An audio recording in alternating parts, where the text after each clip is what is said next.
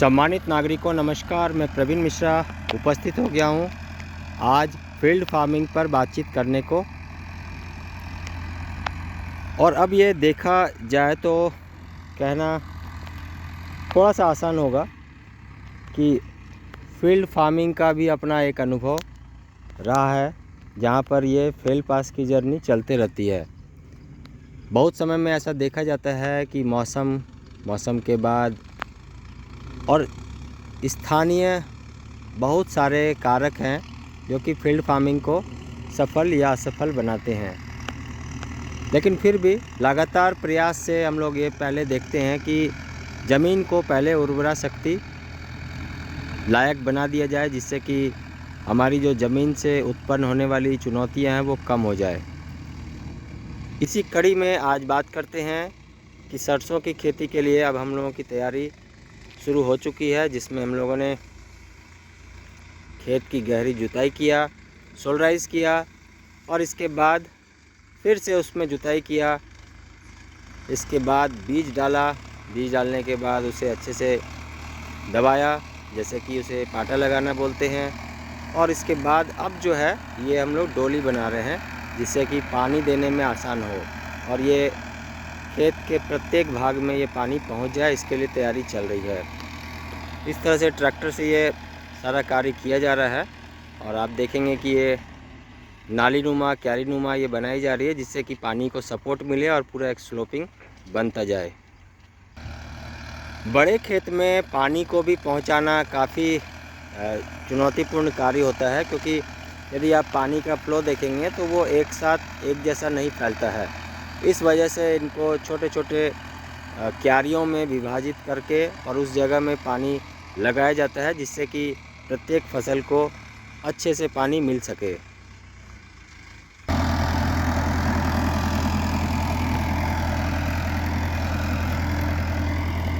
मशीनी युग में ये काम थोड़ा आसान हो गया है, क्योंकि हाथ से यदि ये किया जाए तो काफ़ी लंबा समय लगता है, काफ़ी मेहनत और लेबर का खर्च भी काफ़ी ज़्यादा हो जाता है।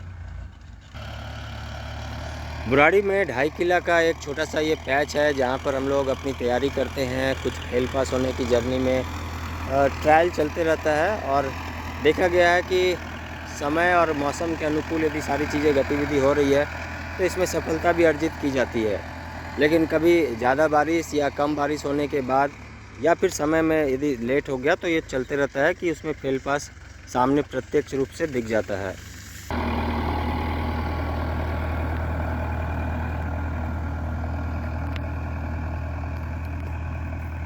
इस तरह से यदि डोली बनाकर आप पानी को पहुंचाने का प्रयास करेंगे तो पानी इसके रास्ते पूरे खेत तक अपने आप ऑटोमेटिकली पहुंचना शुरू हो जाती है, जिससे कि काफ़ी आसान होता है। क्योंकि जैसे जैसे फसल बढ़ता है, फसल के ऊपर में फिर चलना काफ़ी मुश्किल होता है और प्रत्येक जगह तक जाना भी काफ़ी असंभव हो जाता है, खास करके सरसों की खेती में जब फूल और फल लग जाते हैं।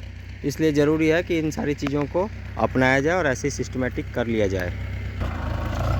और अब ये बीचों बीच डोली बनाई जा रही है, जिससे कि और छोटे छोटे क्यारियों में इनको डिवाइड करके विभक्त करके और फिर पानी का ऑप्शन दिया जाए। जैसे कि यदि आप ये देख रहे हैं, एक डोली ये सीधा बिल्कुल यहाँ से जा रहा है और इसके समानांतर यहाँ पर लगभग 2 फीट का जगह रख के फिर यहाँ ऐसे ही एक समानांतर ऐसी सीधी रेखा खींची जाएगी, जिससे कि पानी इसके बीच से पूरा अच्छे से प्रवाह अपना दे सके और फिर जहाँ ज़रूरत हो पानी के लिए इन क्यारियों में हम उनको पहुंचा सके।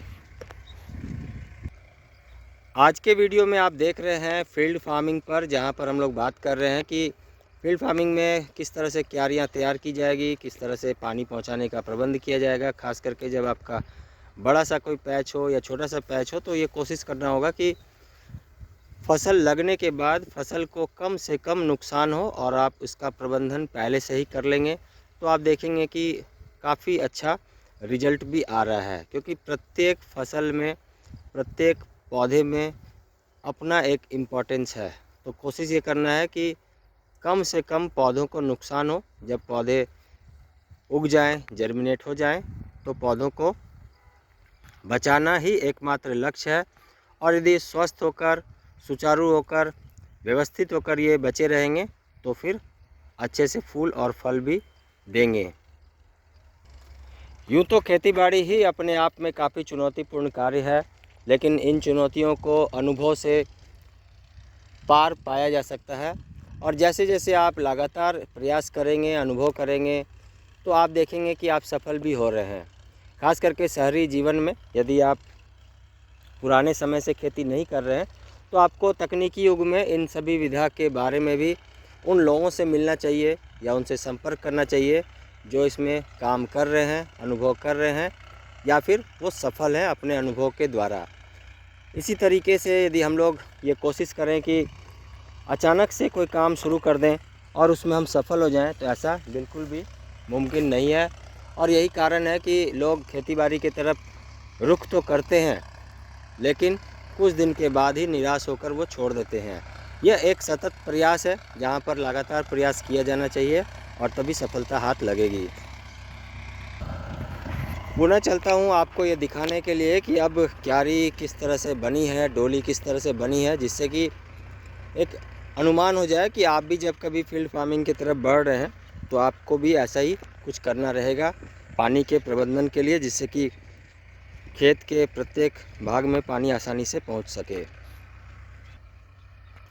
अब ये देखा जा सकता है कि ये दो डोली के बीच में एक नालीनुमा ये जगह बन गया है और ये जगह लंबा ये लगातार सीधा होता हुआ आगे तक दिख रहा है। तो इसमें पानी डालेंगे और ये पानी फिर जहाँ ज़रूरत होगी इन क्यारियों में काट कर उनके सहारे, क्यारियों के सहारे ये पानी इस पूरे पैच में पहुंच जाएगा।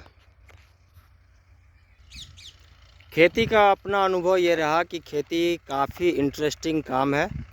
शुरुआती दौर में काफ़ी चुनौतीपूर्ण भी है, लेकिन किसी भी काम को जब आप लगातार करते हैं तो उनकी चुनौतियों को आप समझ लेते हैं और फिर धीरे धीरे ये आपके सहायक हो जाते हैं।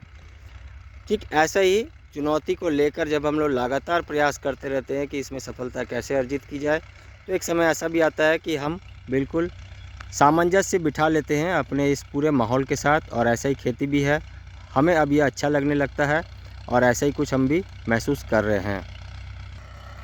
नए लोगों के लिए बातचीत होगी तो ये कहना चाहूँगा कि आप शुरुआत में ही बहुत बड़े जगह पर खेती ना करें।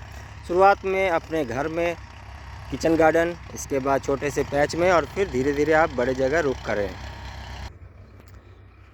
जीवन की गति चलते रहती है, लेकिन जीवन में सबसे महत्वपूर्ण है अच्छा अन्न खाना, जिससे कि स्वास्थ्य पर अच्छा असर हो और इसके साथ ही अच्छा मन लेकर हम लोग फिर प्रस्तुत हो जाएं अपने अपने काम में। आप सभी का बहुत धन्यवाद। पुनः मिलेंगे नई जानकारी के साथ, तब तक आप सभी भी बहुत ध्यान से रहिएगा। Thank you very much, take care और नमस्कार।